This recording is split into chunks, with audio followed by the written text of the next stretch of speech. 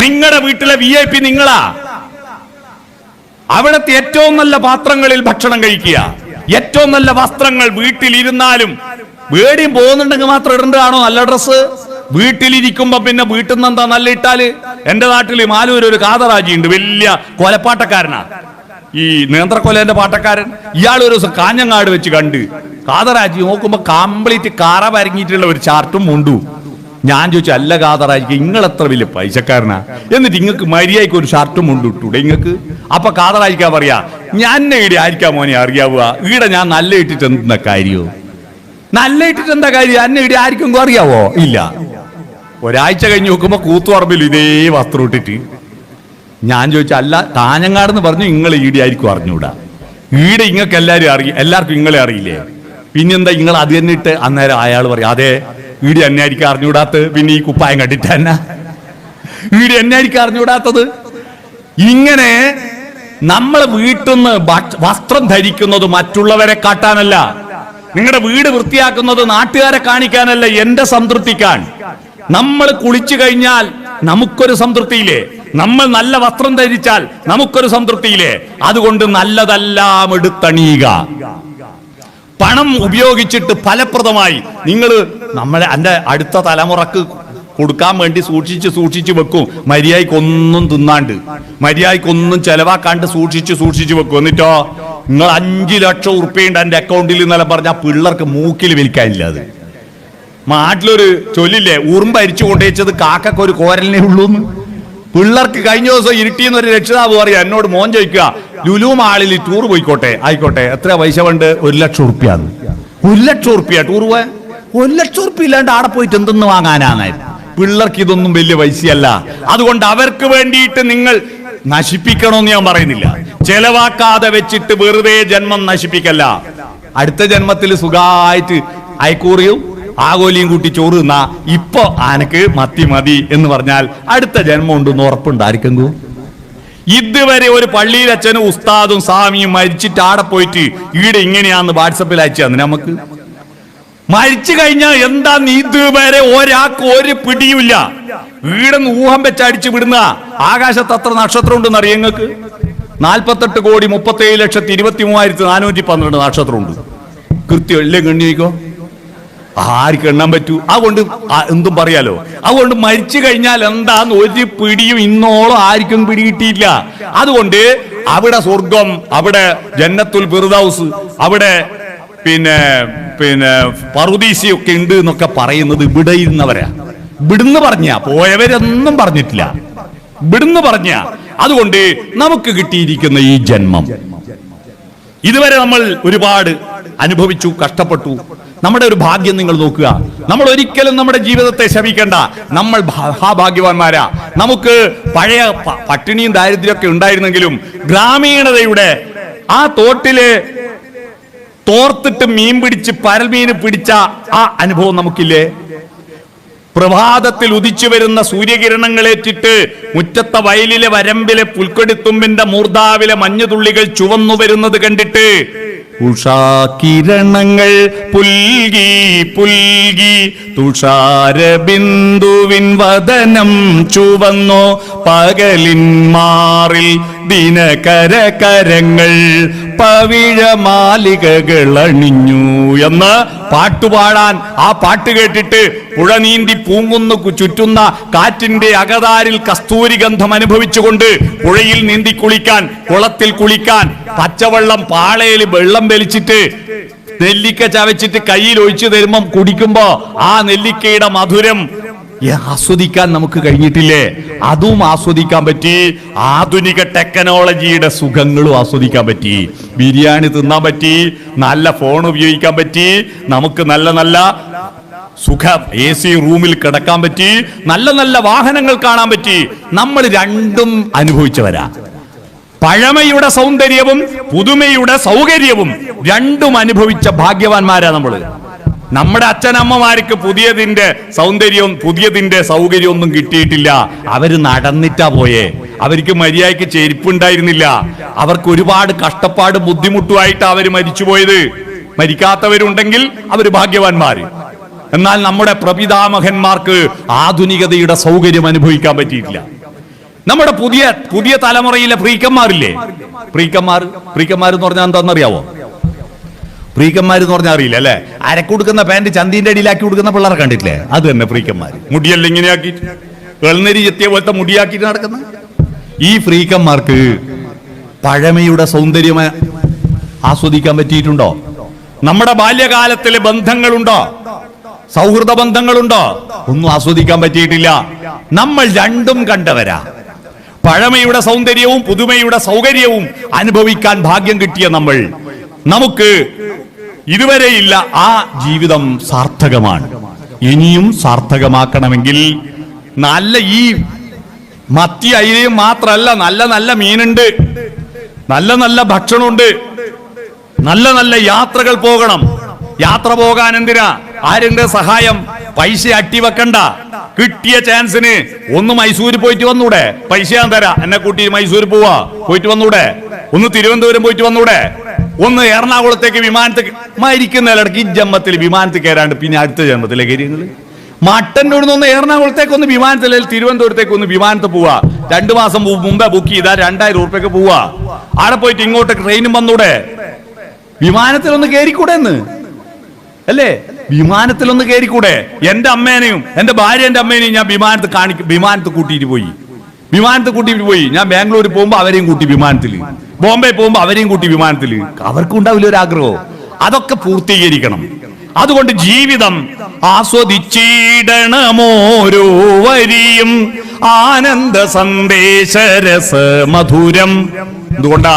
ഇന്നോ നാളെയോ വിളക്കു കേടും, പിന്നെയോ ശൂന്യമാം അന്ധകാരം. കാവ്യ പുസ്തകമല്ലോ ജീവിതം. ജീവിതത്തെ കാവ്യപുസ്തകമാക്കാൻ പണത്തെ ഫലപ്രദമായി ഉപയോഗപ്പെടുത്തുക. നമ്പർ 1. നമ്പർ 2, കമ്മ്യൂണിക്കേഷൻ സോഫ്റ്റനാക്കുക. നിങ്ങളെ വീട്ടുകാരും അയൽവാസികളും സുഹൃത്തുക്കളും നാട്ടുകാരുമായിട്ട് ഇപ്പൊ നിങ്ങൾക്ക് വാട്സപ്പ് ഗ്രൂപ്പെല്ലാം ഉണ്ടാവുമല്ലോ. ഈ പൂർവ്വ വിദ്യാർത്ഥി സംഗമം ഇങ്ങനെ വളരാനുള്ള പ്രധാനപ്പെട്ട കാരണം വാട്സപ്പാ അല്ലേ? വീണ്ടും ഒന്ന് കണ്ടൂടെ? അന്ന് പ്രേമം തോന്നി ഒരുപാട് പെണ്ണുണ്ടാവും, ഒരുപാട് ചെക്കനുണ്ടാവും. പക്ഷെ മുണ്ടാൻ പേടിയാ. അതിന്റെ കാരണം എന്താ? ആരാദ്യം പറയും. ഇതുകൊണ്ടാ പലതും മിണ്ടാത്ത. ഞാനിപ്പോ കഴിഞ്ഞ ദിവസം എന്റെ കൂടെ പഠിച്ചൊരു പെണ്ണ് ഇങ്ങനെ നിന്ന് ഞങ്ങളിങ്ങനെ തമാശ പറയുമ്പോ പറഞ്ഞു, നീ അറിയടോ, UP 7ാം ക്ലാസ് പഠിക്കുമ്പോ നിങ്ങൾ 3 പഠിപ്പിസ്റ്റുകൾ, ഞങ്ങളെ ക്ലാസ്സിൽ 3 പഠിപ്പിസ്റ്റ് പെൺകുട്ടികളുണ്ടായിരുന്നു. ഇവര് 3 ആളും കൂടി നിങ്ങളെ 3 ആളെ പ്രേമിക്കാൻ തീരുമാനിച്ചു. 7ാം ക്ലാസ്സിലെ പെൺകുട്ടികൾ നമുക്ക് അറിയയില്ല. എന്നിട്ട് ആരെയാ പ്രേമിക്കാം? തർക്കായി. അവസാനം നറുക്കിട്ടിട്ട് ഒരാളെ കണ്ടെത്തി പോലും. എന്നിട്ട് പ്രേമിച്ചിന്. ഞാൻ പറഞ്ഞു, മഹാഭാവി അന്നൊരു വിവരം പറഞ്ഞെങ്കിൽ നമ്മളിത് അറിയണ്ടെന്ന്. നമ്മളറിയില്ലല്ലോ ഇത്. പക്ഷെ അതല്ല ഇപ്പൊ ധൈര്യത്ത് പറയാം അല്ലേ? അന്നിന്നെ ഞാൻ പ്രേമിച്ചതിനും കേട്ടാ എന്നെല്ലാം ധൈര്യത്ത് പറയാം. ഇപ്പൊ നമുക്ക് കൂട്ടുകാരോട് സംവദിക്കാം, ഹൃദയം തുറന്ന് സംവദിക്കാൻ. അതിന് സോഫ്റ്റൻ യുവർ കമ്മ്യൂണിക്കേഷൻ. എങ്ങനെയാണ്? കുടുംബ ബന്ധങ്ങൾ, അയൽവക്ക ബന്ധങ്ങൾ സോഫ്റ്റനാക്കുക. അപ്പൊ സോഫ്റ്റനാക്കിയാൽ മനുഷ്യന്റെ ഏറ്റവും വലിയ പ്രത്യേകത, ആശയവിനിമയം പൂർണ്ണമായി കഴിഞ്ഞാൽ തൃപ്തി അടയുന്നവനാണ് മനുഷ്യൻ. നമുക്കെന്തോ പറയാനുള്ളത് പറയാ. സന്തോഷം ചിരിച്ചിട്ടും സങ്കടം കരഞ്ഞിട്ടും രേഖപ്പെടുത്തുക. ഈ കരയാനും ചിരിക്കാനും മടിച്ച് മസിൽ പിടിക്കുന്നവരെ ഹാർട്ട് അറ്റാക്കായി മരിച്ചു പോകുന്നു കേട്ടാ. നിങ്ങൾ നോക്കിയാട്ടെ, പെണ്ണുങ്ങൾക്ക് ഹാർട്ട് അറ്റാക്ക് കുറവല്ലേ? ആണുങ്ങൾക്കല്ലേ അധികം ഹാർട്ട് അറ്റാക്ക്. എന്താ പെണ്ണുങ്ങൾക്ക് ഹാർട്ടില്ലേ?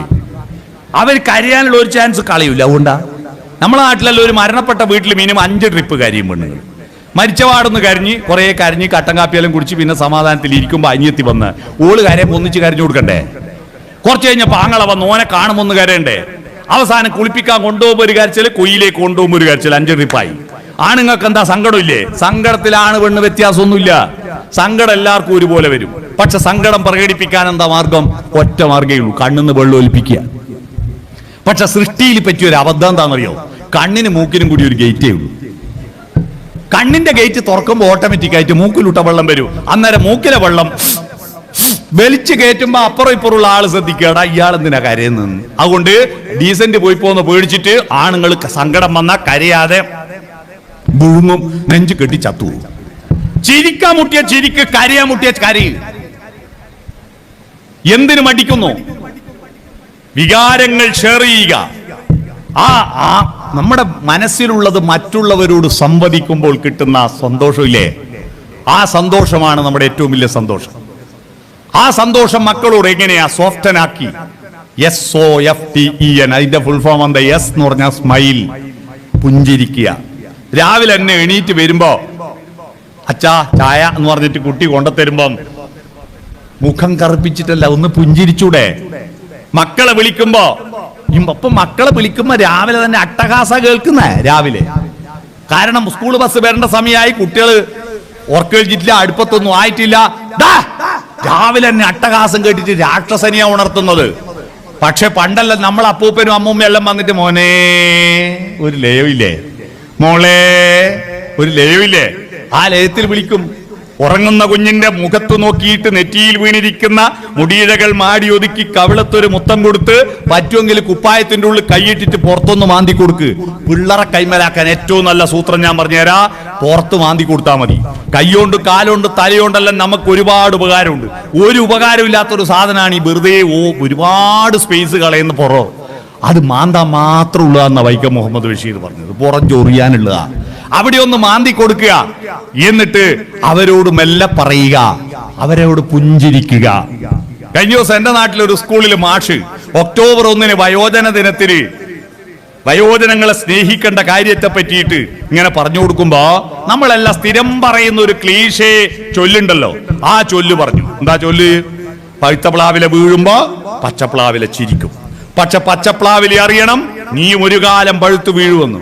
അപ്പൊ ഒരു ചെക്കൻ ഒരു സംശയം, അല്ല മാഷെ ഒരു സംശയം. എന്താ? ഈ ചെക്കൻ എന്ന് പറഞ്ഞാൽ ഭയങ്കര ചെക്കനാണ്.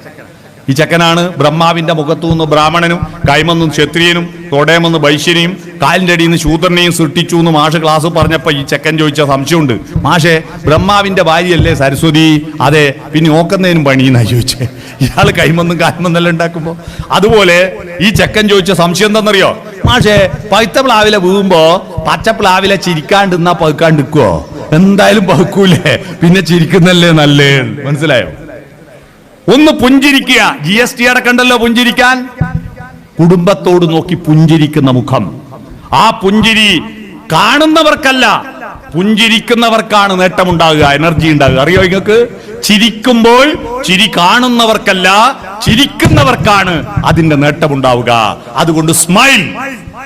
ഇനിയുള്ള ജീവിതം എല്ലാ ദിവസവും പരമാവധി സ്മൈൽ. അതാണ് 2 SOFTEN, ഓപ്പൺ ഹേർട്ട്.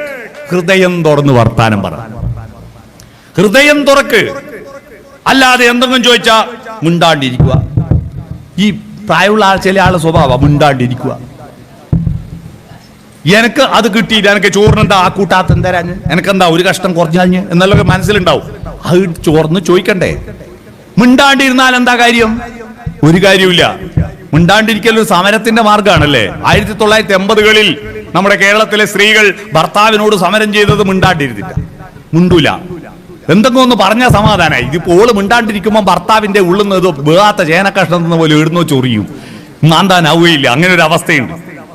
മിണ്ടാണ്ടിരിക്കലല്ല, മിണ്ടുക. ഹൃദയം തുറന്ന് വർത്തമാനം പറയാ.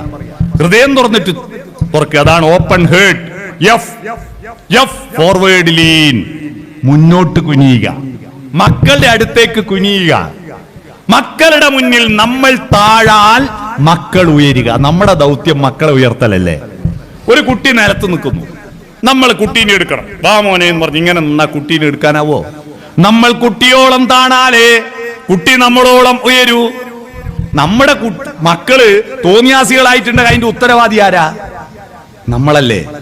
ഒരു മഴത്തുള്ളി ഏത് കടലിലാണ് ചെന്ന് ചേരേണ്ടതെന്ന് തീരുമാനിക്കുന്നത് ആ മഴത്തുള്ളിയല്ല, ആ മഴത്തുള്ളി വീണ കുന്നിന്റെ ചെരിവാ. വയനാട്ടിലേക്ക് പേരിയച്ചോരം വഴി പോയിട്ടുണ്ടോ? അങ്ങനെ പോകുമ്പോ പോന്ന വഴിക്കെല്ലാം മയിലിനെ കാണാം. 28-ാം മൈല്, 29-ാം മൈല്, 32-ാം മൈല്. ആ 32-ാം മൈലെത്തിയ പിന്നെ കുന്നിന്റെ മോന്തായത്തിലെത്തി, പിന്നെ അങ്ങോട്ടുള്ള ചെരിവ.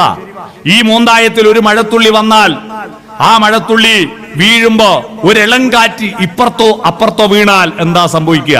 ഇപ്പുറത്ത് വീണ മഴത്തുള്ളി ഒഴുകിയിട്ട് 28-ാം മൈല് സെമിനാരി വില്ല വന്ന് വെള്ളറ കോളനി വഴി ആ ഉരുൾപൊട്ടൽ നടന്ന സ്ഥലത്തൂട്ട് നെടുമ്പഞ്ചാല് പൂളക്കുട്ടി വഴി ഒഴുകിയിട്ട് അത് നേരെ തൊണ്ടി പാലത്തിന്റെ അടിയിലൂടെ, പേരാവൂർ പാലത്തിന്റെ അടിയിലൂടെ നേരെ കൊട്ടിയൂർ ബാവലിപ്പുഴയായി ചേർന്നിട്ട് ഓടക്കടവ് പുഴ വഴി ആറളം പുഴയായിട്ട് പാലപ്പുഴയും ചേടിച്ച് പിന്നെ ഇരിട്ടി പാലത്തിന്റെ മേലെ വെച്ച് കൂട്ടുപുഴയായി ചേർന്നിട്ട് പാലത്തിന്റെ അടിയിലൂടെ പടിയൂരിന്റെയും എടക്കാനത്തിന്റെയും മധ്യത്തിലൂടെ അത് പഴശ്ശി ഡാമും കടന്ന് ഇരിക്കൂർ മാമാനത്ത് അമ്പലത്തിന്റെയും നിലാമുറ്റം പള്ളിയുടെയും പിറകിലൂടെ ചേടിച്ചേരി കടവും മുനമ്പം കടവിൽ വെച്ച് ശ്രീകണ്ഠപുരം പുഴയായി ചേർന്നിട്ട് നണിച്ചേരി കടവും കടന്ന് പറശ്ശിക്കടവിന്റെ മുന്നിലൂടെ കാട്ടാമ്പള്ളി വഴി വളവട്ടണം പാലത്തിന്റെ അടിയിലൂടെ അങ്ങ് മാട്ടൂലിന്റെയും അഴീക്കൽ ഫെറിയുടെ ഇടയിൽ അറബിക്കടലിൽ ചേരും ഒരു തുള്ളി.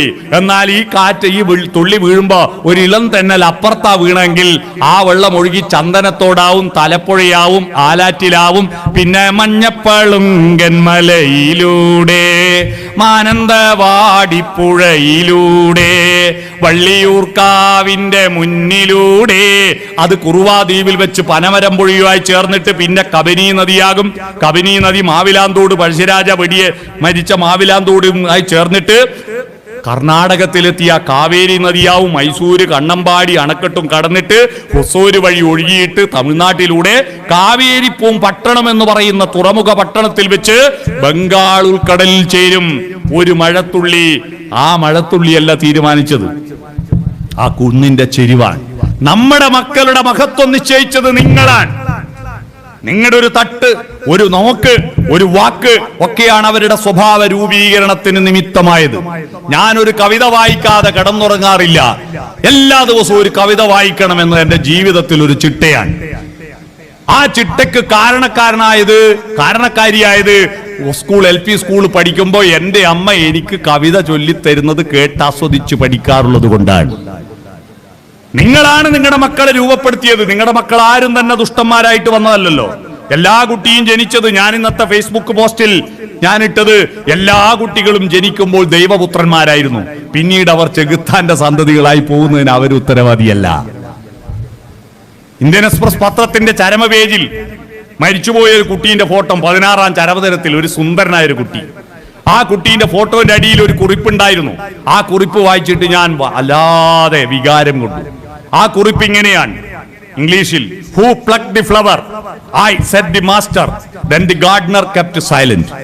മലയാളം പറയാം. Who plucked the flower? ആരടാ പൂ പറിച്ചത്? I, said the master. തോട്ടത്തിന്റെ ഉടമ പറഞ്ഞു, ഞാനാ പറിച്ചത്. Then the gardener kept silent. പിന്നെ ഉദ്യാനപാലകൻ മിണ്ടാണ്ടിരുന്നു. ഉദ്യാനം നട്ട് നനച്ചു പോറ്റുന്ന വളർത്തുന്ന ഒരുത്തൻ നോക്കുമ്പോ, പണിക്കാരൻ നോക്കുമ്പോ ഒരു പൂവ് കാണുന്നില്ല. ആരാ പൂ പറിച്ചത്? അപ്പൊ തോട്ടത്തിന്റെ ഉടമ പറഞ്ഞു, ഞാൻ പറിച്ച. അയക്ക് പറിക്കാലോ. പിന്നീട് ഉദ്യാനപാലകൻ മിണ്ടാണ്ടിരുന്നു. ഈ കുട്ടി മരിച്ചുപോയ കുട്ടിയുടെ പറ്റിയിട്ട് അച്ഛനും അമ്മയും പറയാ, ആരാ എന്റെ മോനെ എടുത്തേ? മോനെ തന്ന ആള് പറയാ, ഞാനിങ്ങോട്ട് എടുത്തതാ, എന്റെ തോട്ടത്തിലെ പൂവല്ലേ. പിന്നീട് അച്ഛനും അമ്മക്ക് ചോദിക്കാൻ അധികാരമില്ല എന്ന് ആശ്വസിക്കുന്ന അച്ഛനും അമ്മയും. നമ്മുടെ കുട്ടികളെല്ലാം നാഥന്റെ മുറ്റത്ത് വിളഞ്ഞിടുന്ന നന്മുന്തിരിക്കൊത്തു മനുഷ്യവർഗം. ആ കുട്ടികൾ പിന്നീട് പുഴുക്കുത്താർന്നിട്ട് ഇബിലീസും കലിയും ചെകുത്താനുമാകുന്നുണ്ടെങ്കിൽ അതിന്റെ ഉത്തരവാദി നമ്മൾ കൂടിയാ. അതുകൊണ്ട് മക്കളെ ശപിക്കരുത്, മക്കളെ ആക്ഷേപിക്കരുത്. ചില കുട്ടികളെല്ലാം അച്ഛനും അമ്മയും ചീത്ത പറയുന്ന കേട്ടാല് ആ കുട്ടികളെ കാര്യം ഞാനിങ്ങനെ ആലോചിക്കുക. ഇവനെല്ലാം ബേഡിങ് പോയിട്ട് തിരിച്ചു വരുന്ന എന്താ കൊണ്ടെന്നാ, ഇവന് കിടക്കാൻ വേറെ സ്ഥലമില്ലായിട്ടും തിന്നാൻ വേറെ സ്ഥലം, ഭക്ഷണം കിട്ടായിട്ട് അല്ലെങ്കിലൊന്നും ആ വീട്ടിൽ തിരിച്ചു വരൂല. അങ്ങനെ മക്കളെ ചീത്ത പറയുന്ന രക്ഷിതാക്കളുണ്ട്. അല്ലെ, ഈറ്റിങ്ങളെയും കൊണ്ട് സ്കൂൾ കുട്ടിയാലും ഒരു പെണ്ണുങ്ങൾ പറയും, ഈറ്റിങ്ങളെയും കൊണ്ട് എന്താ ഈറ്റിങ്ങള്? ഈറ്റിങ്ങൾ എന്ന് പറഞ്ഞാൽ വാക്കില്ലേ? എന്താ ഈറ്റ് എന്ന് പറഞ്ഞാൽ തിന്നലല്ലേ? ഈറ്റ് എന്ന് പറഞ്ഞാൽ തിന്നലില്ലേ? ഭാര്യ പ്രസവിച്ച ഭാര്യക്കും ഭാര്യന്റെ അമ്മക്കും തിന്നേണ്ട പൈസ കൊണ്ട് കൊടുക്കുന്ന ഒരു പരിപാടിയില്ലേ, ഈറ്റിന്റെ പൈസ. ഭാര്യക്കും ഭാര്യന്റെ അമ്മക്കും ഈറ്റിന്റെ പൈസ കൂടിയിട്ട്, ഈറ്റിന്റെ പൈസ എന്താണ്? അപ്പോ തിന്നു കൂട്ടുന്ന വർഗമെന്ന് ശപിക്കരുത്. ആ ഒരു കുഞ്ഞിക്കാല് കാണാതെ എത്ര അമ്മമാർ കരയുന്നുണ്ടെന്നറിയുമോ? അമ്മയാവാൻ പറ്റാഞ്ഞിട്ട്. നമുക്ക് മക്കളെ കിട്ടിയില്ലേ? ആ മക്കൾ ദൈവത്തിന്റെ മക്കളാണ്. ശ്രീനാരായണ ഗുരുവിന്റെ വാക്കുകൾ കടമെടുത്തു പറഞ്ഞാൽ, മനുജാകൃതി പൂണ്ട ദൈവമോ പരമേശ പവിത്ര പുത്രനോ കരുണാവാൻ നബി മുത്തുരത്നമോ. എല്ലാ കുട്ടികളും ഉണ്ണിക്കണ്ണനോ ഉണ്ണി യേശുവോ മുത്തുനബിയോ ആണ്. അത് കാടാച്ചിറക്കാരൻ തടിയന്റെ അവിടെ നസീറായാലും, ജയിലിൽ കിടക്കുന്ന മെലിഞ്ഞോന്റെ അടുത്ത മജീദായാലും, ഗോവിന്ദച്ചാമിയായാലും എല്ലാവരും ജനിക്കുമ്പോൾ നല്ല കുഞ്ഞിമക്കളായിരുന്നു അല്ലേ? അവൻ ഭീകരവാദിയായതിന് ഉത്തരവാദി അവനല്ല, നമ്മുടെ മക്കളാണ്. അവരെ ഹൃദയം തുറന്ന് സ്നേഹിക്കുക. സ്നേഹം കൊടുക്കുമ്പോഴാണ് സ്നേഹത്തിന്റെ ഗുണഭോക്താക്കളാവുക. സ്നേഹം കിട്ടുമ്പോഴല്ല. Give respect and take respect. മക്കളെ അടിമകളായി കാണരുത്, അവരെ വ്യക്തിയായിട്ട് ബഹുമാനത്തോടെ കാണുക. അവർ നിങ്ങളെയും ബഹുമാനിക്കും. അതുകൊണ്ട് ഓപ്പൺ ഹേർട്ട്, ഫോർവേഡ് ലീൻ. കുട്ടികളുടെ അടുത്തേക്കും കുനിയുക. കുട്ടികളുടെ മുന്നിൽ നമ്മൾ താഴുക. അപ്പോൾ കുട്ടികൾ നമ്മളെ ഉയർത്തിക്കോളും. നമ്മളല്ലാതെ ഞാൻ അച്ഛനാ ഞാൻ അമ്മയാന്ന് പറഞ്ഞിട്ട് ഇങ്ങനെ കളിച്ചാൽ കുട്ടികൾ, ഇന്നത്തെ കുട്ടികൾ മൈൻഡില്ല. അവരോടടുത്താലേ അവരടുക്കൂ കേട്ടോ. അല്ലാതെ എപ്പോഴും പേടിപ്പിക്കുന്ന ഒരു ഗൃഹനാഥനോ ഗൃഹനാഥയോ ആവരുത് നിങ്ങൾ. Forward lean, touch. തൊടണം. ആരെ തൊടണം? മക്കളെ തൊടണം. ഭാര്യയും ഭർത്താവും ഇനി പ്രേമിച്ചൂടെ നമുക്ക്? പ്രേമത്തിന്റെ അർത്ഥം പുതിയ തലമുറ തെറ്റിദ്ധരിക്കപ്പെട്ടില്ലേ? നമ്മളെ കാലത്ത് പ്രേമം എന്ന് പറഞ്ഞാൽ സൗന്ദര്യത്തിന് പുറത്തുള്ള സൗന്ദര്യത്തെ നോക്കിയിട്ടല്ല, ആരെയും ഭാവഗായകനാക്കും ആത്മസൗന്ദര്യമാണു നീ. ആത്മാവിന്റെ സൗന്ദര്യത്തെ പ്രേമിച്ചു. അവളുടെ ശരീരത്തെ തൊടാറില്ല. തരളകപോലങ്ങൾ നുള്ളി നോവിക്കാതെ തഴുകാതെ ഞാൻ നോക്കി നിന്നു ഞാനുമൊരന്യനെ പോൽ, വെറുമന്യനെ പോൽ. അങ്ങനെ ആത്മാവിനെ പ്രേമിച്ചു. അവൾ പ്രേമിച്ചിട്ട് അവസാനം വേറെ കല്യാണം കഴിച്ചു പോയാലും നമ്മൾ അവളെ ശപിക്കാറില്ല. ഉണ്ടോ? അലിഞ്ഞു ചേർന്നതിൻ ശേഷമൻ ജീവനെ പിരിഞ്ഞു പോയി നീ, എങ്കിലും എന്നും മംഗളം നേരുന്നു ഞാൻ. മംഗളം നേരെ അറിയുള്ളൂ നമ്മള്. അവളുടെ വേറെ കല്യാണം കഴിച്ചിട്ട് എനിക്ക് മക്കളില്ലാണ്ടായി പോകത്തതിന് ശപിക്കലുണ്ടോ നമ്മള്? ഇല്ല. ആ പുണ്യദാമ്പത്യ വർണ്ണവല്ലരിയിൽ ആനന്ദമുകുളങ്ങൾ ജനിക്കട്ടെ ജനിക്കട്ടെ എന്ന് പാടിയവരാ നമ്മൾ. എന്നാ ഇന്ന് കാമുകനും കാമുകിയും തമ്മിൽ ആത്മാവ് വേണ്ട, ശരീരം മതി. അർദ്ധരാത്രിക്ക് വേണ്ടിയാ കല്യാണം കഴിച്ച്, ഒരാഴ്ച കഴിഞ്ഞപ്പോ നീ പോടുന്ന് പറയും. അർദ്ധരാത്രിക്ക് ശരീരം മതി. അതുകൊണ്ടാണ് ആ ശരീരം വിട്ടുപോകുമ്പോ ആ ശരീരത്തെ നശിപ്പിക്കാൻ കാമുകി കഷായ കുപ്പിയും കൊണ്ട് കാത്തു നിൽക്കുന്നു കാമുകനെ. കാമുകൻ കത്തിയും എടുത്തിട്ട് പോകുന്നു അല്ലേ? കത്തിയും എടുത്തിട്ട്.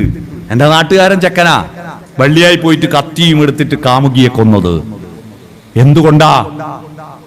ശരീരവും തമ്മിലുള്ള ചേർച്ച ആത്മാക്കൾ ചേരുന്നതാണ്. വിവാഹത്തിന് താലി കെട്ടുന്നത് എന്തിനാ? താലി ഒരു പ്രതീകമാ. താലി ആലിലെ താലിയല്ല, ഹൃദയത്താലിയാണ്. ഹൃദയത്തിന്റെ ഷേപ്പിലാണ് താലി. ഭർത്താവിന്റെ ഹൃദയം ഭാര്യയുടെ ഹൃദയത്തോട് ചേർത്ത് വെക്കുന്നു. ഹൃദയം പറിച്ച് ചേർത്ത് വെക്കാൻ പറ്റാത്ത കൊണ്ട് അത് പ്രതീകമാക്കിയിട്ട് ഒരു സ്വർണത്തിന്റെ താലിയാക്കിയിട്ട് ഇവിടെ ഫെവിക്കോൾ കൊണ്ട് ഒട്ടാത്ത കൊണ്ടാണ് നൂലുമ കെട്ടിക്കകത്ത് കെട്ടുന്നത്. ഇതിന്റെ അർത്ഥം അറിയാത്ത പൊട്ടന്മാര് ഇല്ലാത്ത ലോണും കടവും വാങ്ങിയിട്ട് വലിയ പൈസേന്റെ മാല വാങ്ങിയിട്ട് താലി കെട്ടു. ഭൂരിപക്ഷം മലയാളികളുടെ ഭർത്താക്കന്മാരുടെ ഹൃദയവും ഭാര്യന്റെ ഹൃദയത്തിന്റെ നേരെയല്ല കൊടൽമല ഉള്ളത്. മനസ്സിലായോ? താലി എവിടെയാ നിൽക്കണ്ടേ? ഇവിടെ ഹൃദയത്തിന്റെ നേരെ നിൽക്കണം. ഹൃദയത്തോട് ചേർത്ത് വെക്കല. അതിന്റെ അർത്ഥം അറിയാത്ത കൊണ്ടാ കൊടൽമേൽ നിൽക്കുന്നത് താലി. മനസ്സിലായോ? ഇന്ന് പോയിട്ട് കട്ട് ചെയ്തോ. മനസ്സിലായില്ലേ? ഹൃദയവും ചേരണം. ടച്ച്, ചേർന്ന് പിടിക്കും. നിങ്ങൾ ഭാര്യയും ഭർത്താവും ഒന്ന് അടുത്തിരുന്നിട്ട് കൈകൾ കോർത്ത് പിടിച്ചാലെന്താ? ഒന്ന് ചുമല് കൈവച്ചാലെന്താ? ഐ ലവ് യു പറഞ്ഞാലെന്താ? ഭാര്യയും ഭർത്താവും ഐ ലവ് യു പറയാത്ത ഒരു ജനതയാ മലയാളികൾ. കല്യാണം വരെ 100 പ്രാവശ്യം ഐ ലവ് യു അയക്കും. കല്യാണം കഴിഞ്ഞ ഒരു തവണ ഐ ലവ് യു പറഞ്ഞു നിങ്ങൾ പറഞ്ഞാ പോരാ. പറഞ്ഞാലെന്താ? മക്കള് കേട്ടാൽ അവർക്ക് സന്തോഷാ.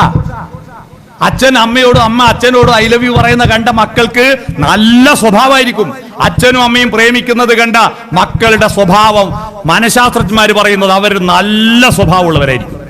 അച്ഛനും അമ്മയും കലഹം ചെയ്യുന്ന, എപ്പോഴും കീരിമൂർഖന് പോയ ആയിട്ടുള്ള ജീവിക്കുന്ന കുടുംബത്തിലെ കുട്ടികളാണ് സ്വഭാവ വൈകൃതം കാണിക്കുന്നത്. അതുകൊണ്ട് പ്രേമിക്ക്. ഞാൻ കഴിഞ്ഞ ദിവസം ഇതൊരു ക്ലാസ്സിലെടുത്തപ്പോ ഒരാൾ പറയാ, കല്യാണം കഴിഞ്ഞാൽ പിന്നെ ഐ ലവ് യു പറയാത്ത എന്താന്ന് അറിയോ സാറേ? എന്താ, ഇലക്ഷൻ കഴിഞ്ഞാൽ പിന്നെ എന്തിനാപ്പാ പ്രചരണോ? അതുകൊണ്ടാണ്. ഇലക്ഷൻ കഴിഞ്ഞവരല്ലേ പ്രചരണം പോണ്ടു എന്നാണ്. ഇലക്ഷൻ കഴിഞ്ഞിട്ടില്ല, നിങ്ങളുടെ സെലക്ഷൻ കഴിഞ്ഞിട്ട്, സെലക്ഷൻ കഴിഞ്ഞല്ലോ, ഇനി നിങ്ങളുടെ മരണം വരെ ഇലക്ഷൻ തന്നെയാ. ഇനി വേറെ സെലക്ട് ചെയ്യാനില്ലല്ലോ, മരണം വരെ ഇലക്ഷനാണ്. അതുകൊണ്ട് ടച്ച്, SOFT, ടച്ച്, തൊടുക, ഹൃദയത്തിൽ തൊടുക, ചുമലൊന്ന് കൈവെക്കുക, ശരീരത്തിൽ തൊടുക, മനസ്സിലായോ? ടച്ച്. ഇരുട്ടത്ത് മാത്രമേ ടച്ച് ചെയ്യൂ എന്നുള്ള ഭാഷ പിടിക്കുന്ന ദമ്പതിമാരാണ് മലയാളികൾ. എന്ത് പൊട്ടന്മാരാ! വാതിലടച്ച് ഇരുട്ടത്ത് മാത്രമേ തൊടൂ, പകൽ വെളിച്ചത്ത് തൊടാൻ പാടില്ല എന്ന് ഏതെങ്കിലും കിതാബിൽ എഴുതി വെച്ചിനാ? അതിനെന്തിനാ നാണിക്കുന്നത്? നിങ്ങൾ ആരാന്റെ ഭാര്യനെ ഒന്നും അല്ലല്ലോ തൊടുന്നേ. അവനവന്റെ ഭാര്യനെ തൊട്ടാൽണ്ടാ അതിൽ ഒരു നാണവും വേണ്ട. അത് നിങ്ങളുടെ ഊർജം വർദ്ധിപ്പിക്കും, ഉറപ്പായിട്ട് പറയാം. ഇനി SOFT, ഐ കോണ്ടാക്ട്, കണ്ണിൽ നോക്കി വർത്താനം പറയാം. കണ്ണിൽ നോക്കി വർത്താനം പറയാം, ആരോടെങ്കിലും നോക്കിയിട്ട് വർത്താനം പറയല്ല. അതിനാണ് ഭക്ഷണം കഴിക്കുമ്പോൾ ഒന്ന് വട്ടത്തിലിരിക്കുക, എന്നിട്ട് എല്ലാവരും ഒരുമിച്ചിരുന്ന് ഭക്ഷണം കഴിക്കുക. അന്നേരം അപ്പുറത്തിൽ വറവ് ഇങ്ങന്ന് വാരുവോ അങ്ങനെ ആക്കുന്ന ഒരു വീടില്ലേ, നല്ല വീടാ, അത് നല്ല വീടാ. കണ്ണിൽ നോക്കി വർത്താനം. ഇപ്പൊ എന്താ, ഒരു കൈമേൽ മൊബൈലും വെച്ചിട്ടാ തിന്നുക, അല്ലെങ്കിൽ ടിവിയും തുറന്നിട്ടാ തിന്നുക. TV കാണുമ്പോൾ ചെയ്യാൻ പറ്റിയ ഒറ്റ ഒരു പണിയേ ഉള്ളൂ. എന്താ അത്? ഭക്ഷണം കഴിക്കൽ മാത്രം, വേറെ ഒരു പണിയും നടക്കൂല. TV, റേഡിയോ കേൾക്കുമ്പോൾ എന്ത് പണിയും നടക്കും. നിങ്ങളെല്ലാരും ഒരു റേഡിയോ വാങ്ങും. ആ റേഡിയോ വാങ്ങിയാൽ നിങ്ങൾക്ക് ഉണ്ടാകുന്ന ആനന്ദം TV തരൂല കേട്ടോ. സംസ്കാരമുള്ളത് മാത്രമേ റേഡിയോയിൽ വരൂ, വൃത്തികെട്ട് ഒന്നും റേഡിയോയിൽ വരൂല. മനസ്സിലായോ? അതുകൊണ്ട് എല്ലാവരും റേഡിയോ വാങ്ങുക. രാവിലെ 5:45 ആ സ്റ്റേഷൻ തുറക്കുന്ന ഒരു ഒച്ച കേട്ടാൽ തന്നെ അന്നത്തെ ദിവസം നല്ലൊരു മൂടാവും. 5:45 തുറന്നു വെക്കുക, രാത്രി 11:15 വരെ പാട്ടെല്ലാം കേട്ടിട്ട് കിടന്നുറങ്ങിയൊക്കെ അത് നിങ്ങളുടെ വീട്ടിന് ഭയങ്കര സംസ്കാരം നൽകും. TV കാണുമ്പോ ഇതേ നടക്കൂ. കുഞ്ഞിന് മാഷ് പറഞ്ഞിട്ടുണ്ട്, വായിലേക്കുള്ള വഴി കൈക്ക് കാണാപ്പാടം, വായിൽ നിന്നുള്ള വഴി നാവിനു തെറ്റുന്നു മിക്കപ്പോഴും. അല്ലേ? വായിലേക്കുള്ള വഴി കൈക്ക് കാണാപ്പാടല്ലേ? രാത്രി ചോറ് ഒന്ന് കൊടുക്കുമ്പോ പെട്ടെന്ന് കരണ്ട് പോയി, ആരെങ്കിലും വായി കാണായിട്ട് ചോറ് വാരി ചെവി കൊണ്ടച്ചിട്ടുണ്ടോ? ഇല്ല. വായിലേക്കുള്ള വഴി കൈക്ക് കാണാപ്പാടം. അപ്പൊ TV കാണുമ്പോ ഇതങ്ങ് നടക്കും. അത് നിർത്തിയിട്ട് കണ്ണിൽ നോക്കി വർത്തമാനം പറയുക, മുഖത്തോട് മുഖം നോക്കുക, മക്കളുടെ മുഖത്ത് നോക്കുക, ഭാര്യയും ഭർത്തവും മുഖത്ത് നോക്കുക. അതാണ് ഐ കോണ്ടാക്ട്. ഇനി അവസാനത്തെ SOFT, എന്ന് പറഞ്ഞാൽ നോഡിങ്. എന്താ നോഡിങ്? നമ്മുടെ തലയിട ഫിറ്റ് ചെയ്ത് എന്തിനാ? ഇങ്ങോട്ടും തിരിക്കാം, മേലോട്ടും നോക്കാം, താഴോട്ടും നോക്കാം, ചുഴറ്റാം. തല കുലിക്കണം.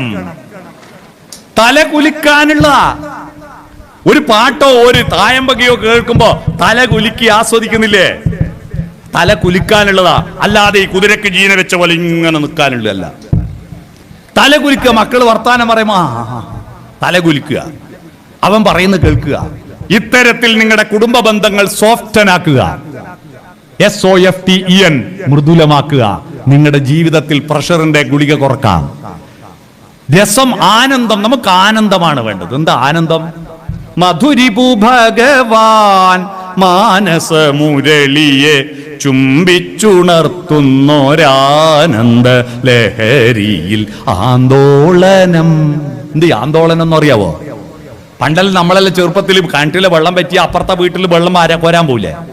എന്നിട്ട് അലോനി പാത്രത്തിൽ വെള്ളം മുക്കി കോരിയിട്ട് ഒരു പഴയ ലുങ്കി എടുത്ത് തെരിയാക്കി വെച്ചിട്ട് ഒന്ന് പിടിച്ചു തരുക എന്ന് പറഞ്ഞിട്ട് പിടിച്ച് തലയിൽ വെച്ചിട്ട് വെള്ളവും കൊണ്ട് വരുമ്പോ കാലൊരു കല്ലിനോ വേരുമലോ കുത്തിപ്പോയാൽ തലയിലെ പാത്രവും വെള്ളവും. ആന്തോളനം. ഇതാ ആന്തോളനം. മനസ്സിങ്ങനെ ആനന്ദത്തിൽ ആന്തോളനം നടത്തണം. ഒന്നലയില്ല മാനമാടി എൻ തോണി അങ്ങേക്കരെ പോയി വാ എന്ന മട്ടിൽ കടലിൽ കെട്ടിയിട്ട തോണിയെപ്പോലെ മനസ്സാന്തോളനം നടത്തണം. ആ ആനന്ദത്തിലേക്ക് പോകണം. മനുഷ്യ ജീവിതത്തിന്റെ പരമമായ ലക്ഷ്യം, വികാസത്തിന്റെ പരമമായ മാനദണ്ഡം ഹാപ്പിനെസ് ആണ്. ഫിലിപ്പീൻസ് ആണ് ലോകത്തെ ഏറ്റവും നല്ല ഹാപ്പിനെസ് ഉള്ള ജനത. അവരൊരാളെ ചീത്ത പറയൂല, ഒരു കുറ്റവും കുറവും പറയില്ല, അസൂയില്ല. ഓരോ ആളും അധ്വാനിച്ച് ജീവിക്കുക, ഹാപ്പിനെസ്. അല്ലാതെ നമുക്ക് ഇതെല്ലാം ഉണ്ടായിട്ട് കാര്യമില്ല. ഉണ്ടായിട്ടാ കാര്യം? ഇതെല്ലാം ഉണ്ട്, പക്ഷെ ഒരു സ്വസ്ഥതയില്ല, സമാധാനമില്ല. മുകേഷ് അംബാനിയും അനിൽ അംബാനിയും ഇന്ത്യയിൽ ഏറ്റവും വലിയ പൈസക്കാരാ, പക്ഷെ അവർക്ക് ആനന്ദമില്ല. കാരണം ഇവർ തമ്മാമ കണ്ടമുണ്ടില്ല. ഏട്ടനും അനിയനും തമ്മ കണ്ട മിണ്ടല്ല, പിന്നെ എന്ത് ജീവിതത്തിന് എന്ത് രസം. അതുകൊണ്ട് നിങ്ങൾ എന്ത് വേണം? നമുക്ക് പരാജയപ്പെടാൻ പഠിക്കാം. ആരാദ്യം മിണ്ടും? എന്താരോടെങ്കിലും വെറുപ്പുണ്ടെങ്കിൽ മിണ്ടാതിരിക്കരുത്.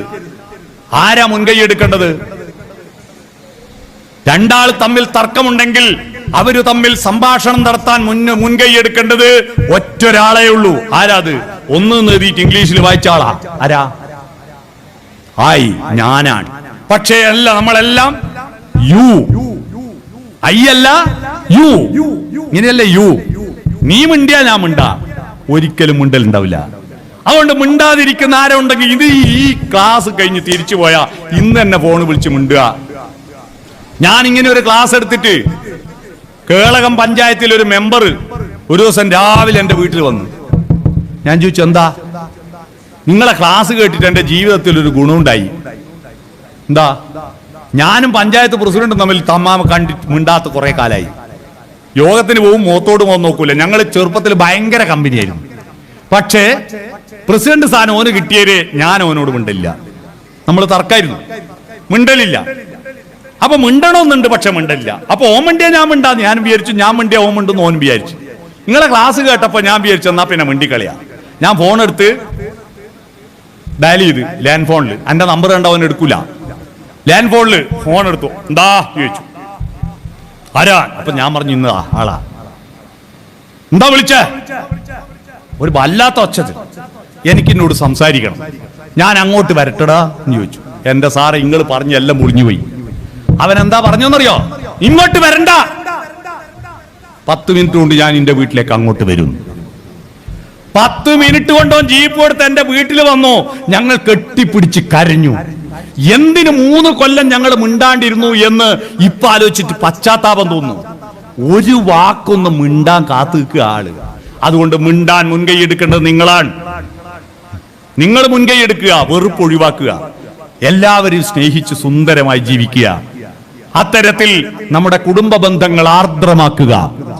പരന്ന അറിവും ആഴമുള്ള അറിവും നമുക്കുണ്ടായിരുന്നു. ഇന്നത്തെ കുട്ടികൾക്ക് നമ്മളെ 10 ഇരട്ടി ബുദ്ധി ഉണ്ട് അല്ലേ?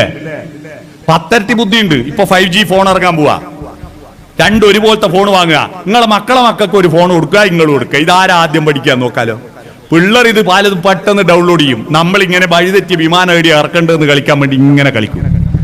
എന്നാ നാട്ടിലൊരു വലിയ പൈസക്കാരനുണ്ട്, വലിയ കച്ചവടക്കാരനാണ്.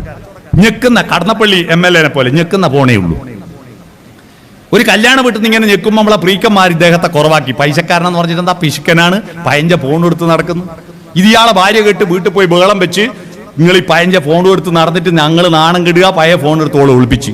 അങ്ങനെ അടുത്ത ദിവസം ഞാൻ റോഡുമലോട്ട് പോകുമ്പോ അദ്ദേഹം പറഞ്ഞു, ഞാനും ടച്ചിലായി. ടച്ച് ഒരാഴ്ച കഴിഞ്ഞപ്പോ ഇദ്ദേഹത്തിന്റെ ആവേശമെല്ലാം പോയി. എന്താ ബാലകൃഷ്ണേട്ടാ? ഒന്നും പറയണ്ട, പൈസയും കൊടുത്ത് കടിക്കുന്ന നായിനെ വാങ്ങിയ പോലെയാണ്. എന്താ അത്? ഈ രാഗത്ത് എന്തല്ലോ വരുന്നടോ. ഇത് ചെവിക്ക് തൊടുമ്പോ കട്ടായി പോവുക. ചിലപ്പോ ചെവിക്ക് ഇങ്ങനെ ഒരഞ്ഞു പോയിട്ടുണ്ട്, മേലെ നിന്നെന്തല്ലോ കീഞ്ഞു വരും. പിന്നെ എങ്ങനെ ഇതിനെ മടക്കി പറഞ്ഞേക്കേണ്ടത് തിരിയുന്നില്ല. പക്ഷെ ഇവർക്കൊരു ചെറിയ മോനുണ്ട്, പ്രജീഷ്, 3ാം ക്ലാസ്. ഇവന് ഒറ്റ ആഴ്ച കൊണ്ട് ഈ ഫോണിന്റെ എല്ലാ ഡീറ്റെയിലും പഠിച്ചു. ഞായറാഴ്ച അച്ഛനും മോനും ലീവാ. ഞാൻ റോഡുമലൂട്ട നടന്നു വരുമ്പോ വരാന്തയിൽ സോഫയമേൽ ഇരുന്നിട്ട് അച്ഛനും മോനും അച്ഛനെ ഫോൺ ഉപയോഗിക്കാൻ പഠിപ്പിക്കുക. അതിന്റെ ഇടയിൽ ഈ ചെക്കൻ അച്ഛനോട് പറയുന്ന ഒരു വാക്ക് കേൾക്കണോ? ഏടാ അച്ഛ പോട്ട, അങ്ങനെയല്ല. അത് കേട്ടിട്ട് അച്ഛൻ വിനീത വിധേയനായി നിൽക്കുക. അങ്ങനെ പറയുന്ന ഒരു മോനുണ്ട്, നമ്മളെ ഭാഗ്യേട്ടാ. ഏടാ അച്ഛ പോട്ട എന്ന് പറഞ്ഞാല് അതെന്തൊരു നല്ല അച്ഛമ്മ ബന്ധാ. നിങ്ങൾ ആലോചിക്കട്ടെ, അതെന്തൊരു ആർദ്രതയാ. നമ്മളെ കുട്ടികളെ നല്ല വിവരമുള്ളവരാ, പക്ഷെ അവരുടെ അറിവ് പരന്നതാ. അത് പ്ലസ് അല്ല, മൈനസാ. അത് ആഴമുണ്ടാക്കി കൊടുക്കണം. അപ്പോ ആഴം ഇങ്ങനെ വരച്ചാലേ അത് പ്ലസ് ആവും. ആഴമുണ്ടാക്കി കൊടുക്കാൻ ഒറ്റൊരു വാക്ക് മാത്രം, അറിവിന്റെ ആഴത്തെ പറ്റി എന്തായിരിക്കണം നിങ്ങൾ പുതിയ തലമുറയോട് സംവദിക്കേണ്ടതെന്ന് ഒരു വാക്ക് മാത്രം പറഞ്ഞിട്ട് ഞാൻ എന്റെ ക്ലാസ് നിർത്താം. ആ വാക്ക് നിങ്ങൾ പറഞ്ഞോ. ലോകത്തിലെ ഏറ്റവും സുന്ദരമായ ഒരു വാക്ക് പറയൂ. ലോകത്തിലെ ഏറ്റവും സുന്ദരമായ ഒരു വാക്ക് ലവ്. പിന്നെ വേറെ എന്തുകൊണ്ടോ? വേറെ എന്തുകൊണ്ടോ? സുന്ദരമായ ഒരു വാക്ക് പറഞ്ഞു, ലവ്. അമ്മ എന്ന് പറഞ്ഞിട്ടുണ്ട് അവിടെ അല്ലെ? അമ്മ. ഈ ലവ് അതിൽ പെട്ടു അല്ലേ? ലവ്, വാത്സല്യം എല്ലാം അമ്മയെ പെട്ടില്ലേ? അമ്മയാണ് ഏറ്റവും സുന്ദരമായ വാക്കെന്ന് അഭിപ്രായമുള്ള ആരുണ്ടെങ്കിൽ കൈയടിച്ചാട്ടെ. അപ്പൊ ഭൂരിപക്ഷം അമ്മക്ക. അപ്പൊ അമ്മ വിജയിച്ച്. ആ അമ്മ എന്ന വാക്കിനെ നമുക്ക് പ്ലസ് ആക്കാം. പുതിയ തലമുറയോട് വാട്ട് ഈസ് അമ്മ എന്ന് ചോദിച്ചവൻ ഗൂഗിളിൽ തപ്പും. വാട്ട് ഈസ് അമ്മ? ഗർഭം ധരിച്ചവൾ, പ്രസവിച്ചവർ, മുലയൂട്ടിയവൾ, ഇതാണ് അമ്മ. അല്ലെ അലക്കി തരുന്നവർ, ഷഡ്ഡി വരെ അലക്കി കൊടുക്കുന്ന അമ്മമാരുണ്ട്. ഒരിക്കലും ചെയ്യരുത്. കുട്ടികളോട് ചെയ്യുന്ന മഹാഭാവ. ഞാൻ കുടുംബശ്രീയിലൂടെ ഒരു സർവേ എടുത്തപ്പോ കേരളത്തിൽ 87% പുരുഷന്മാർ അവനവന്റെ അണ്ടർവെയർ അലക്കാത്തവരാ. ഭാര്യനെയും പിന്നെ അമ്മേനെയും പെങ്ങളെല്ലാം ഏൽപ്പിക്കും. എന്ത് വൃത്തികേടാന്ന്. അവനവന്റെ അണ്ടർവെയർ ഒന്ന് അലക്കിയിട്ടാൽതാ. ചില ആൾ വിചാരിക്കുന്നുണ്ട് ഈ കുരിപ്പനെ വിളിച്ചിട്ട് ആവത്തായല്ലോ എന്ന്. അല്ലേ അണ്ടർവെയർ അവനവന്. ഇതെല്ലാം ചെയ്തു തരുന്നവളാണ് അമ്മ എന്ന് കുട്ടികൾ തെറ്റിദ്ധരിക്കുന്നു. അതല്ല, അത് പരന്നർത്ഥ. അതിനൊരാഴമുണ്ട്. എന്താണ്? ലോകത്തിലെ ഏറ്റവും സുന്ദരമായ പാട്ടുകൾ പാടുന്നവരമ്മമാരാ. ആ സുന്ദരമായ പാട്ട് കേട്ടിട്ടാ നമ്മളെല്ലാം ഉറങ്ങിയ. താരാട്ടുപാട്ടുകളാണ് ലോകത്തിലെ ഏറ്റവും സുന്ദരമായ പാട്ടുകൾ, അല്ലേ? സുന്ദരമായ പാട്ടുകൾ. ആ പാട്ടുകളിൽ അമ്മമാർ ഉപയോഗിക്കുന്ന അക്ഷരങ്ങൾ ശ്രദ്ധിച്ചിട്ടുണ്ടോ? MA മലയാളോ ഇംഗ്ലീഷോ ഹിന്ദിയോ പഠിച്ചവർക്കറിയാം ഒരു പേപ്പറിന്റെ പേര് ഫോണറ്റിക്സ് എന്നാണ്. ഫോണറ്റിക്സ്, സ്വനശാസ്ത്രം. ശബ്ദം കണ്ടത്തിൽ നിന്നും വായിൽ നിന്നും പുറത്തേക്ക് വരുന്ന വിവിധ സ്ഥാനങ്ങൾ വെച്ചിട്ട് അർത്ഥതലങ്ങൾ സൃഷ്ടിക്കുന്നതിനാണ് ഫോണറ്റിക്സ് എന്ന് പറയാ. ഈ ഫോണറ്റിക്സ് എന്ന ശാസ്ത്രം വരുന്നതിന് മുമ്പ് ഫോണറ്റിക്സ് അറിയുന്നവരെ അമ്മമാര് അവര് കുട്ടിയെ താരാട്ടുപാട്ട് പാടുമ്പോൾ ഉപയോഗിക്കുന്ന അക്ഷരങ്ങൾ സ്വരാക്ഷരം മാത്രം ഉപയോഗിച്ചാൽ കുട്ടിക്ക് അക്ഷരജ്ഞാനം ഉണ്ടാവില്ല. ആ ഈ ഊന്ന് മാത്രം പാടിയാൽ മതിയോ? എന്നാ കാന്ന് പാടിയാ കുട്ടി ഉറങ്ങൂല. അതുകൊണ്ട് സ്വരത്തിന്റെയും വ്യഞ്ജനത്തിന്റെയും മധ്യത്തിലുള്ള 4 അക്ഷരമുണ്ട്, മധ്യമാക്ഷരങ്ങൾ. ആ മധ്യമാക്ഷരങ്ങളാണ് താരാട്ടുപാട്ടിൽ ഉപയോഗിക്കുക. യാരാലാവ യാ യാ യാ യാ രാരീ രാരീരം രാരോ ലാ ലാ ലാ ലാ ലാ ലാ ലാ ലാ ലാ ലാ ലാ വാവേ വാവം വാവോ യാരാലാവ. പിടിയോ? അങ്ങനെ താരാട്ടുപാട്ടുപാടി ഉറങ്ങിക്കഴിഞ്ഞ കുട്ടിയെ കൊണ്ടുപോയി കിടത്തുന്ന കണ്ടിട്ടുണ്ടോ? ഒരു കൈ ഷോക്ക് അബ്സോർബർ പോലെ സ്പ്രിംഗ് ആക്ഷനിൽ ഈ കയ്യിൽ കുട്ടീനെ എടുത്ത് മുട്ടും കുത്തിയാടി ഇരുന്നിട്ട് ഒരു പായി എടുത്ത് ഒരു തുണി എടുത്തിട്ട് കുട്ടീനെ അവിടെ കിടത്തിയിട്ട് ചന്തിന്റെ അടിയിൽ നിന്ന് കൈ വലിക്കുന്ന രംഗം പുലിമുരുക സിനിമയിൽ ഉണ്ടാവില്ല. ഇത്ര നല്ല സ്ലോ മോഷൻ. എത്ര മല്ലയാണ് കുട്ടിയെ കിടത്തുക. എന്നിട്ട് ഒരു പുതപ്പ് മേലെടുത്തിട്ട് ഒരു തുണി മേലെടുത്തിട്ട് തുടക്ക 2 മുട്ടും മുട്ടി ഉറങ്ങി ഉറപ്പ് വരുത്തിയ മുട്ടുകുത്തി എണീറ്റ് മുടിയും കെട്ടി പടീൻ്റെ അടുത്ത് എത്തുമ്പോ ഉണ്ട് ചെക്കനുണ്ടാവോ ഓർക്ക് എളിയുന്നുള്ള ഒരു തിരിഞ്ഞു നോട്ട ചിരിയും ചിരിച്ചിട്ട്. ഓ, ആ ഒരു നോട്ടത്തിന്റെ ചാരുത ഐശ്വര്യ റോയ്ക്ക് കിട്ടുവോ? ആ നോട്ടം കാണാൻ പറ്റുന്നില്ല. പിന്നെ ഈ കുട്ടീന്റെ അച്ഛനാ ഭർത്താവ് എന്ന് വിളിക്കുന്നതിൽ ഒരർത്ഥമില്ല. എന്തൊരു സൗന്ദര്യമായിരിക്കും. ആ ഉറങ്ങുന്ന കുട്ടിയുടെ അമ്മയ്ക്ക് കുയിലിന്റെ പാട്ട് നമുക്കിഷ്ടം, അമ്മക്ക് ഇഷ്ടമല്ല. കാരണം കുയിലിനെ ശകാരിക്കും, കുയിലേ നിന്റെ പാട്ടിന്റെ വോളിയം കുറക്ക്, എന്റെ മോൻ ഉറങ്ങുകയാണ്. നിലാവെളിച്ചം നമുക്കിഷ്ട. പക്ഷെ നിലാവിന്റെ ശിശിരരശ്മികൾ ജനലഴികൾക്കിടയിലൂടെ ഊർന്നിറങ്ങി ഉറങ്ങുന്ന കുഞ്ഞിന്റെ കൺപോളകളിൽ സ്പർശിച്ച് അവന്റെ സ്വപ്നങ്ങളുടെ നിറം കെട്ടുപോകാതിരിക്കാൻ നിലാവേ നിന്റെ വോൾട്ടേജ് കുറക്കണേന്ന് പറയുന്നവളാണ് അമ്മ. ഒന്നിനി ശ്രുതി താഴ്ത്തി പാടുക പൂങ്കുയിലേ എന്നോമലുറക്കമായി ഉണർത്തരുതേ, എന്നോമലുറക്കമായി ഉണർത്തരുതേ. ഒന്നിനി തിരി താഴ്ത്തു ശാരദ നിലാവേ ഈ കണ്ണിലെ കിനാവുകൾ കെടുത്തരുതേ, കണ്ണിലെ കിനാവുകൾ കെടുത്തരുതേ എന്ന് പാടുന്നവൾ അമ്മ. അമ്മ എന്ന പദത്തിന്റെ ആഴം പിടികിട്ടിയോ? ഈ വികാരത്തിലാണ് നമ്മൾ അമ്മയെ, അച്ഛനെ, അമ്മാവനെ, അമ്മായിയൊക്കെ കാണുന്നത്. അല്ലാതെ വെറും ഒരു വ്യക്തി എന്ന രീതിയിലല്ല. ഓരോ വ്യക്തികൾക്കും ഓരോ വസ്തുക്കൾക്കും ഒരു ആർദ്രതയുടെ പരിവേഷം ചാർത്തിക്കൊടുത്താൽ നമ്മുടെ ജീവിതം ആനന്ദ സന്ദേശം രസമധുരമാകും. ആനന്ദ സന്ദേശ രസമധുരമായ നമ്മുടെ ഇനിയുള്ള ദിവസങ്ങൾ സുന്ദരമാക്കി തീർക്കുക. സുന്ദരമായ ദിനം അല്ലെ, താമര മലരുകളായിട്ട് ഓരോന്നായി വിടരണം നമ്മുടെ ദിവസങ്ങൾ. ഓർമ്മകൾ തൻ താമര മലരുകൾ ഓരോന്നായി വിടരുന്നോ എന്ന മട്ടിൽ ഓരോ ദിവസവും this is the first day rest of my life. ഇനി എന്നുണ്ടത് this is the first day rest of my life, എന്റെ ബാക്കി ജീവിതത്തിന്റെ ആദ്യത്തെ ദിവസം ഇന്നാണെന്ന് ഓരോ ദിവസവും പ്രഭാതവും ചിന്തിച്ചാൽ നമ്മുടെ ജീവിതം രസകരമാകും. അതുകൊണ്ട് നമ്മൾ ലൈഫ് ബ്യൂട്ടിഫുൾ ആക്കുക. ബ്യൂട്ടിഫുൾ ആക്കേണ്ടത് ആരാണ്? ഡെക്കറേറ്റ് ചെയ്യുന്ന പുറത്തുള്ള ആളല്ല, മേക്കപ്പ് മാൻ അല്ല. ലൈഫ് ബ്യൂട്ടിഫുൾ ആക്കാൻ ആരാണ് ആള്? അതിന്റെ ഉടയോൻ നമ്മളാണ്. നമ്മൾ സുന്ദരമാക്കുക. അങ്ങനെ സുന്ദരമായ ഇനിയുള്ള ജീവിതം രസകരമാക്കി മുന്നോട്ട് പോകാൻ നിങ്ങൾക്ക് കഴിയട്ടെ എന്ന് ആശംസിച്ചുകൊണ്ട് ഈ വിശക്കുന്ന നേരത്ത്, നട്ടുച്ച നേരത്ത് എന്റെ നട്ടപ്പെരാന്തം കേട്ടിരുന്ന നിങ്ങൾക്ക് നന്ദി പറയുന്നു. ഈ പരിപാടിക്ക് എന്നെ ക്ഷണിച്ച ഇതിന്റെ സംഘാടകർക്ക് നന്ദി പറയുന്നു. ഞങ്ങൾ അപ്ലോഡ് ചെയ്യുന്ന വീഡിയോകൾ മുടങ്ങാതെ കിട്ടാൻ ഈ ചാനൽ സബ്സ്ക്രൈബ് ചെയ്ത്